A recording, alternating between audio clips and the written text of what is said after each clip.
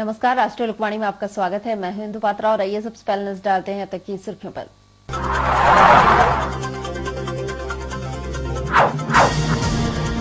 झारखंड छात्र मोर्चा ने कोल्हान विश्वविद्यालय शाखा किया तालाबंदी।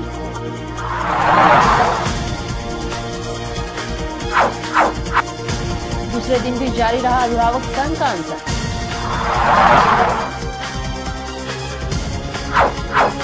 और जुबली पार्क में उमड़ा सैलाब।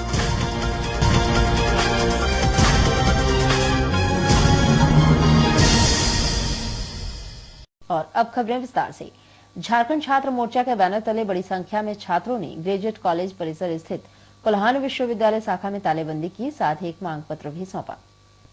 इस दौरान छात्रों ने कोल्हान विश्वविद्यालय की नीतियों के खिलाफ जमकर नारेबाजी की। इस दौरान झामुमो छात्र मोर्चा के अध्यक्ष हेमंत पाठक ने बताया है कि विश्वविद्यालय द्वारा फरवरी से मार्च महीने में परीक्षा ली जाती है और नवंबर तथा दिसंबर के महीने में परीक्षा फल घोषित किया जाता है, जबकि दोबारा मार्च के महीने में दूसरे सत्र की परीक्षा ली जाती है। उन्होंने बताया कि यह बेहद ही निंदनीय है, क्योंकि इससे बच्चों को परीक्षा की तैयारी का समय नहीं मिल पाता है और इसी के कारण बच्चों की परीक्षा के परिणाम खराब होते हैं। मांग पत्र के माध्यम से इन्होंने मांग की है कि परीक्षा की समय अवधि बढ़ाई जाए ताकि बच्चों के परीक्षा फल बेहतर हो सके। वहीं इन्होंने चेतावनी देते हुए कहा है कि अगर विश्वविद्यालय द्वारा मांग पत्र पर पहल नहीं की जाती है तो आने वाले दिनों में झारखंड छात्र मोर्चा आमरण अनशन करेगी तथा उग्र आंदोलन के लिए बाध्य होगी और इसकी सारी जवाबदेही जिला प्रशासन तथा विश्वविद्यालय प्रबंधन की होगी। यहाँ पे एग्जाम जो पार्ट 1 का एग्जाम जो हुआ है उसका रिजल्ट आया है जनवरी और फरवरी में और उनका एग्जाम दे दिया गया है मई में। कि 2 महीने के अंतराल में स्टूडेंट क्या पढ़ेंगे और उनका रिजल्ट क्या होगा। पाठक का एग्जाम हुआ है जुलाई में, रिजल्ट आई है दिसंबर में, उनका एग्जाम अप्रैल महीना में दे दिया गया है। 2 से 3 महीना का समय दिया जा रहा है। 12 महीना का कोर्स 3 महीना में कैसे विद्यार्थी कंप्लीट कर पाएंगे। कारण वही होगा कि रिजल्ट हमारा खराब होगा, यहाँ पे डिप्रेशन में आएंगे, आत्महत्या की कहानियां बढ़ रही हैं। यही रिजल्ट का मामला है। अब कोल्हान विश्वविद्यालय लगातार छात्रों के भविष्य से खिलवाड़ कर रहा है। कहीं ऐसा कहीं आपने नहीं सुना होगा कि 2 महीना में एग्जाम, 3 महीना में एग्जाम। हम पढ़े क्या? छात्रों को पढ़ने का मौका नहीं मिलेगा तो एग्जाम में रिजल्ट कैसे बढ़िया होगा। हम यही मांग लेके आ जाए हैं कि छात्रों को जो समय दिया गया है 2 से 2.5 महीना पढ़ने का, उसको बढ़ा के 1.5 महीना का समय और छात्रों को दिया जाए ताकि वो भविष्य के लिए अपने अच्छे से एग्जाम दे सके और अच्छी प्रतिशत के साथ में वो एग्जाम पास करें। क्या किया आज हम लोग तालाबंदी किए हैं शाखा कार्यालय में और अभी हम लोग ज्ञापन सौंपेंगे कि हमारी मांगों को पूरा नहीं किया जाएगा तो जमशेदपुर के तमाम कॉलेजों में अनशन किया जाएगा और अगर फिर भी हमारी बातों को नहीं माना जाएगा छात्रों के द्वारा आमरण अनशन किया जाएगा, क्योंकि जब भविष्य नहीं रहेगा तो हमारा पढ़ लिख के हमारा फायदा क्या है। और उधर निजी स्कूलों द्वारा भी वंचित वर्ग के बच्चों से फीस वसूलने के विरोध में जमशेदपुर अभिभावक संघ ने सोनारी स्थित कार्मेल जूनियर कॉलेज के सामने आमरण अनशन दूसरे दिन भी जारी रहा। इस दौरान धरना में बैठे अभिवंचित वर्ग के बच्चों के अभिभावक भी उपस्थित थे। गौरतलब है कि इस मसले पर पूर्व में भी अभिभावक संघ की सहायता से अभिभावकों ने जिले के उपायुक्त से मुलाकात भी की थी और उनके द्वारा मांग पत्र भी सौंपा गया था, परंतु जिला प्रशासन द्वारा इस मसले पर कोई पहल नहीं की गई। धरने में उपस्थित जमशेदपुर अभिभावक संघ ने अध्यक्ष डॉक्टर उमेश कुमार ने बताया है कि इस मसले में पूर्व में भी कई बार जिले के उपायुक्त से मुलाकात की गई और स्थिति से अवगत भी कराया गया, परंतु कोई लाभ नहीं मिला। इन्होंने बताया है कि स्कूल प्रबंधन के द्वारा यह कहा गया कि जो राशि अभिवंचित वर्ग के हेतु सरकार से स्कूल को मिलनी चाहिए वह नहीं मिल पा रही है और इस कारण से अभिभावकों को बच्चों की फीस स्कूल को स्वयं देनी होगी। इन्होंने बताया कि इस धरने के माध्यम से अभिभावक सरकार से मांग करते हैं कि अभिवंचित वर्ग के बच्चों की राशि अविलंब निर्गत कराएं ताकि बच्चों का भविष्य उजड़ने से बच सके। वहीं उन्होंने बताया कि जब तक इनकी मांगों पर पहल नहीं किया जाएगा तब तक अनशन जारी रहेगा। आज जमशेदपुर अभिभावक संघ अभिवंचित वर्ग के अभिभावकों के साथ यहाँ अनिश्चितकालीन भूख हड़ताल में बैठा है कार्मेल स्कूल के सामने। 3 मुख्य मांगे हैं। कार्मेल जूनियर कॉलेज सोनारी में LKG में पढ़ रहे हैं अभिवंचित वर्ग के बच्चे को जो रोका गया है, स्कूल मैनेजमेंट अविलंब उसको अगली कक्षा में प्रमोट करे। दूसरी जो मांग है कि जो अनुदान राशि नामांकन के एवज में राज्य सरकार द्वारा स्कूलों को देने की बात है, अभी तक उसका निर्धारण नहीं हुआ, न उसका कोई भुगतान हुआ है। हम राज्य सरकार के सामने इस मांग को रखते हुए मांग करते हैं कि अविलंब उसका भुगतान हो जिससे बच्चे सुचारू रूप से पढ़ सके। और तीसरी जो मांग है कि जो BPL बच्चों का जमशेदपुर के स्कूलों में नामांकन रोका गया है उसको सुचारू रूप से निर्धारित किया जाए, उसको चालू किया जाए। ये 3 मुख्य मांगों को लेकर हम अनिश्चितकालीन भूख हड़ताल पर बैठे। और उधर टाटा साहब की जयंती के उपलक्ष्य में टाटा ग्रुप द्वारा जुबली पार्क सहित पूरे शहर को दुल्हन के रूप में सजाया गया और इसका शहरवासी खुलकर लुत्फ उठा रहे हैं। गौरतलब है कि यह अवसर पूरे भारतवर्ष में केवल जमशेदपुर में ही यह जयंती बृहद रूप से मनाई जाती है और शहरवासी भी खुलकर लुत्फ उठाते हैं। इस दौरान शहर के प्रसिद्ध जुबली पार्क में काफी भीड़ देखने को मिले। इस दौरान जिला प्रशासन की तरफ से भी पूरी बंदोबस्ती की गई।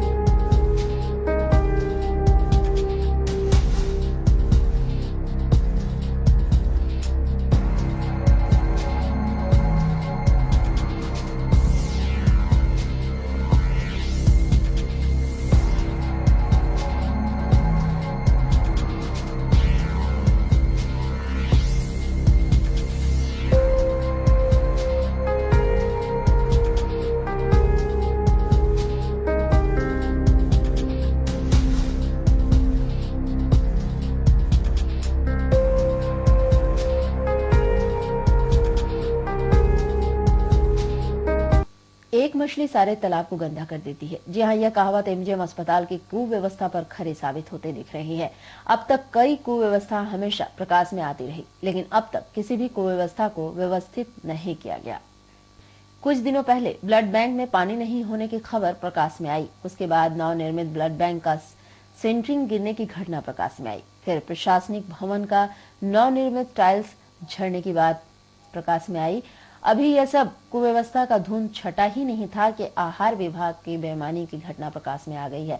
अस्पताल के बर्न यूनिट में भर्ती मरीजों ने अस्पताल के आहार विभाग के कर्मचारियों पर आरोप लगाया है कि वे लोग मरीजों को खाना जानवरों की तरह देते हैं, जिसमें कच्चा रोटी, माड़ मिला दाल, हर दिन एक ही प्रकार की सब्जी, मुर्गा 100 ग्राम की जगह लगभग 50 ग्राम के बराबर मिलता है। इतना ही नहीं, दूध 1 पाव की जगह आधा देते हैं। बोलने पर शराब के नशे में मरीजों को डांटकर चुप करा देते हैं। कर्मचारियों के इस व्यवहार के कारण गरीब और लाचार मरीज अपने घर का खाना खाने पर मजबूर हैं। वही रोटी का जो आधा कच्चा रह रहता है तो उसमें तो घुसता नहीं अंदर खाने में, वही बाद में तबीयत खराब होता है। और दाल उल पड़ने से मैंने देखते हैं मार उड़ा, थोड़ा देर दाल रख देते हैं, बाद में खाएंगे तो जम जाता है। यही परेशानी है। चावल मोटा है लेकिन चलेगा, चावल उतना ये तो नहीं है कि अब सरकारी खाना तो उतना ज़्यादा बहुत अच्छा घर का जैसा मिलेगा नहीं। मुर्गा और दूध के बारे में आप क्या बोल रहे थे?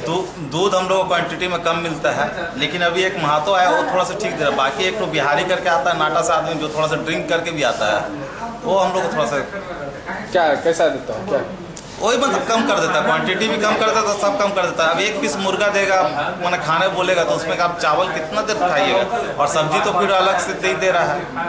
और सब्जी भी आपका जो है कि एक ही सब्जी यहाँ पे बंदा और गोभी कंटिन्यू चलता है। दूध पर क्या बोल रहे हैं आप? दूध मतलब एक पाव देने का है तो दूध भी आपका थोड़ा कम ही मिलता है हम लोग को। और सब्जी का भी क्वालिटी जो है भैया एकदम बहुत अच्छा नहीं है। सब्जी का क्वालिटी एकदम बेकार है। जो सब्जी एकदम मुंह में लेने से हम लोग खाने का मन नहीं करता है। और अगले बार से ये सुधार नहीं लाया जाएगा तो बर्न यूनिट का कोई भी आदमी हम लोग खाना नहीं खाएंगे, और फिर हम लोग अपना जो ये करना होगा हम लोग बुला के उसके हिसाब से फिर बात करेंगे। वहीं इस घटना के बाद आहार विभाग के ठेकेदार पप्पू सिंह से पूछे जाने पर उन्होंने कर्मचारियों पर आरोप लगाते हुए कहा है कि वे सामान पूरा देते हैं। यदि मरीजों को खाना कम या खराब मिलता है तो उसकी जांच होनी चाहिए। तो वजन में वहाँ पर मेरा जितना वजन लिखा रहता है उतना सामान देते हैं। अब बनाने वाला क्या किया, देने वाला क्या किया, उससे हमको क्या मतलब है? तो आप एक मरीज पर कितना दाल दे रहे हैं? वो हमको नहीं मालूम है। हमको जितना वहाँ पर लिखा रहता है डाइट स्लिप में उतना सामान हम दे देते हैं। मुर्गा कितना दे रहे हैं पर? मुर्गा जितना पेशेंट रहता है 20 किलो से लेकर 30 किलो के बीच में जो हफ्ता में जितना रहा पर मरीज पर कितना पड़ रहा है ये हमको नहीं मालूम। ये तो डाइटिशियन जानेंगे, क्लर्क जानेगा, हमको क्या मालूम। अस्पताल का मांग आप पूरा कर रहे हैं? हम तो सामान जितना देते हैं उतना देते हैं।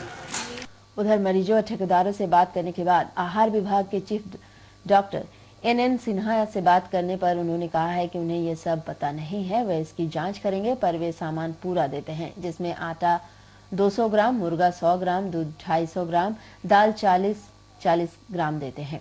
तो मेरे पास कोई मरीज पहुंचा नहीं है कोई कंप्लेन लेकर के, और ऐसा होता तो उनको कंप्लेन करना चाहिए। इस स्थिति में हम खुद जाकर जांच करेंगे। सर साथ ही बोल रहे हैं कि ये खाने का क्वालिटी बहुत खराब है सर, पेशेंट्स रात से नहीं खाए हैं और सारा खाना वैसे ही रखा है सर। फिर हम दोहराना चाहेंगे कि पेशेंट ने हमें कोई कंप्लेन नहीं दिया है और हमें हवा बैठे रहते हैं, हमें कंप्लेन मिलना चाहिए और फिर भी हम देखेंगे। और सर ये अगर सही पाया गया तो क्या कीजिएगा सर? सही पाया गया तो उसमें सुधार करेंगे, सुनिश्चित करेंगे। कितना सर? हम लोग मंडे और फ्राइडे को चिकन देते हैं 100 ग्राम पर पेशेंट, और जो वेजिटेरियन है उन्हें 50 ग्राम पनीर देते हैं। दूध का क्वांटिटी क्या है सर?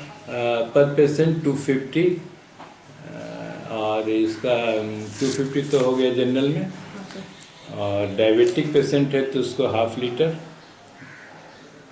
और सॉफ्ट डाइट है उसको 400 ml, और डायबिटिक को 1/2 लीटर बताया, और लिक्विड डाइट में 800 ml देते हैं। ये जैसे सर बर्न यूनिट का शिकायत आ रहा तो बर्न पेशेंट को दूध कितना क्वांटिटी में? 250 ml। 250। और ये सर दाल का क्वांटिटी क्या होगा? चावल दाल हम लोग 80 ग्राम पर डे देते हैं, और ये 40 ग्राम सुबह, 40 ग्राम रात वाला। आटा का सर? आटा 200 ग्राम है।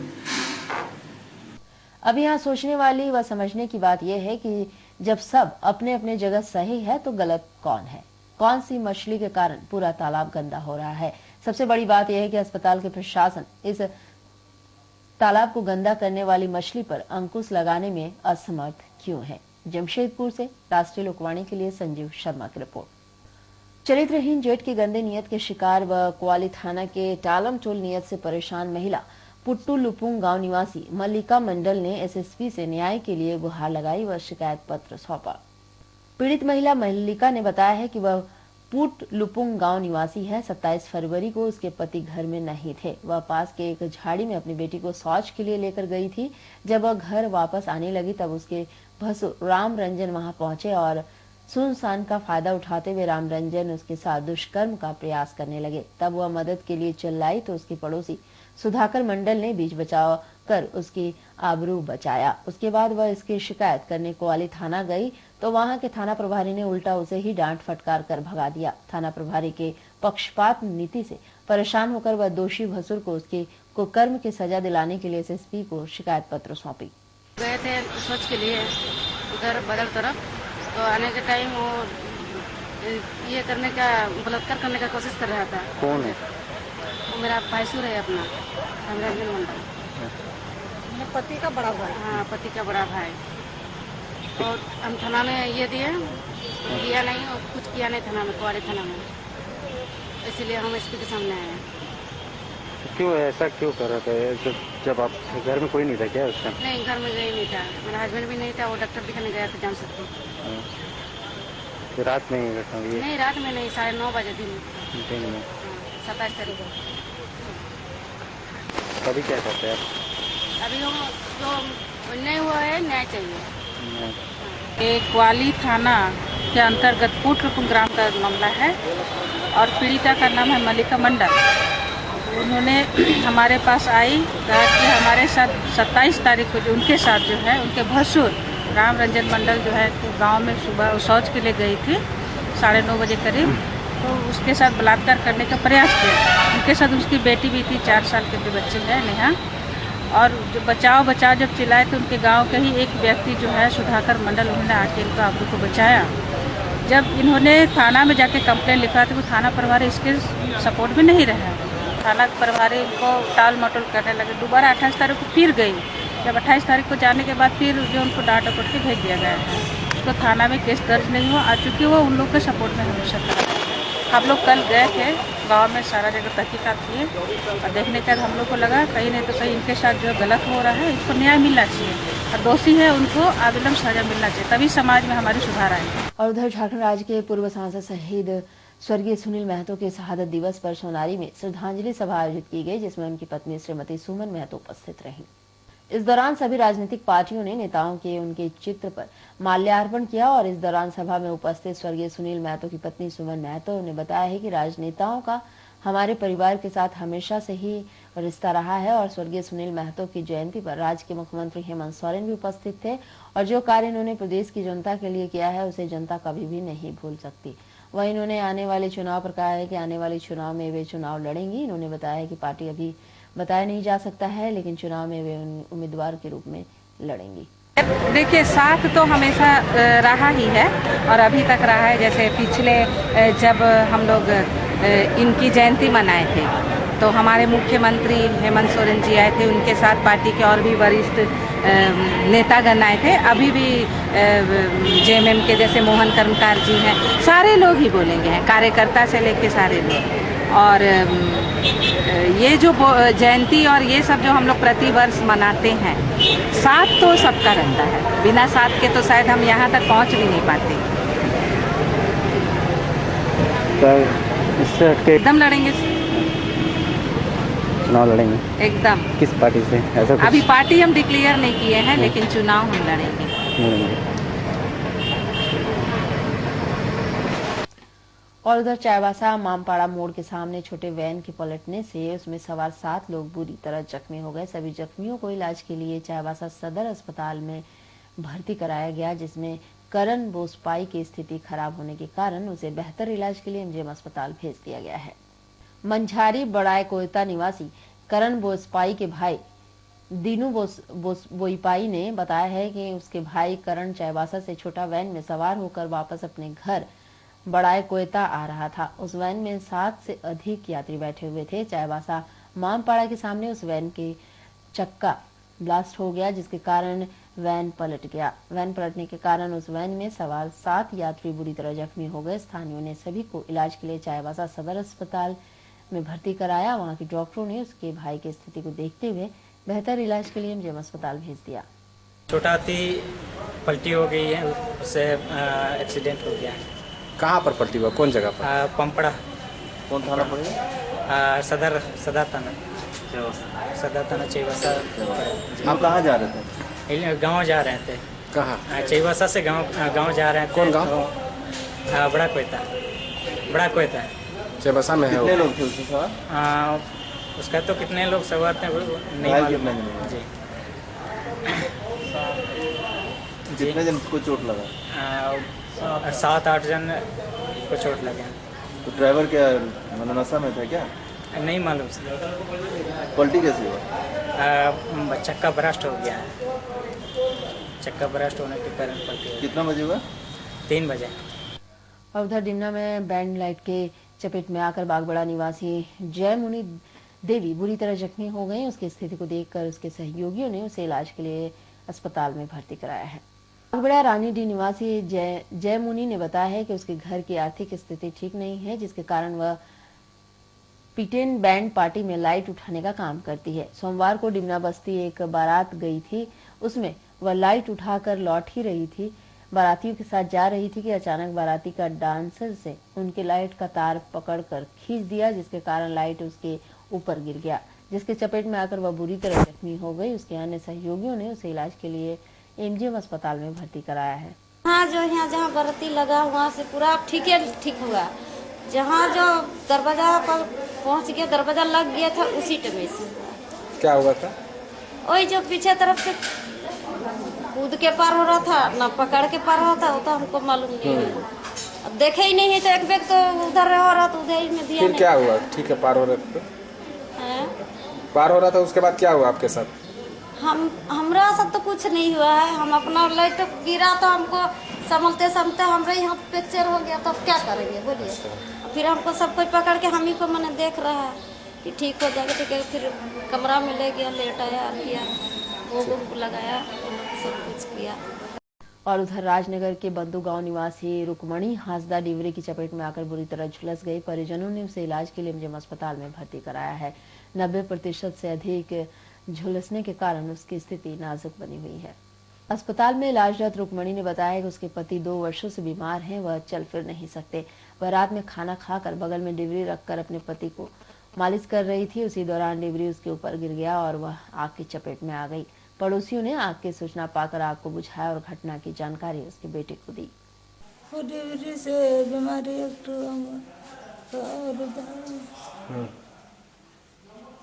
बोला कैसे हुआ? कैसे डिवरी से पसंद नहीं है, पीछे तरफ था पेटी या मशीन मिला तो उसको ऊपर में डिवरी रखा था। तो सोने समय, जाते समय, खाना बनाते समय क्या काम कर रहे थे उस समय? वो मालिश कर रहा है हस्बैंड को मालिश। मेरा पुरुष को क्या हुआ उनको? बात तबीयत खराब है? हाँ। आप क्या काम करते हैं? नहीं, एक ही तो ये लड़का है।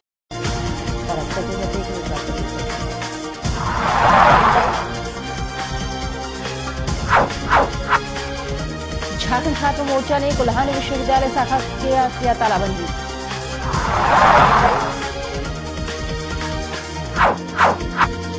दूसरे दिन भी जारी रहा अभिभावक संघ का अनशन।